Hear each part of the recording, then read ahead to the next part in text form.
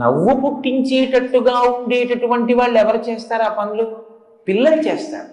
పెద్దవాళ్ళు నవ్వు పుట్టించే పనులు చేస్తే బాగుండదు, పిల్లలే చేస్తారు.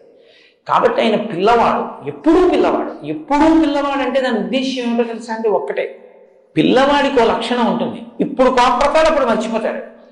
అలా భక్తుల మీద కోపమే పెట్టుకోకుండా చేసిన దోషానికి శిక్షించి మళ్ళీ వెంటనే అనుగ్రహించే స్వరూపం ఏదుందో, అందుకే మీకు వినాయకుడిలో ఉన్న గొప్పతనం ఏమిటో తెలుసా అండి?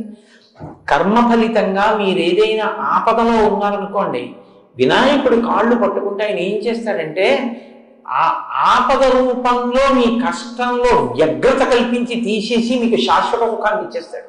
కాబట్టి గణపతి చాలా గొప్పగా అనుగ్రహిస్తాడు. మహానుభావుడు వినాయకుడు.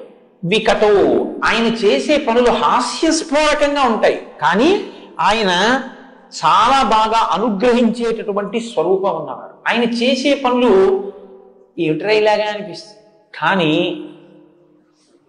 చాలా గమ్మత్తుగా ఉంటుంది ఆయన చేసేది.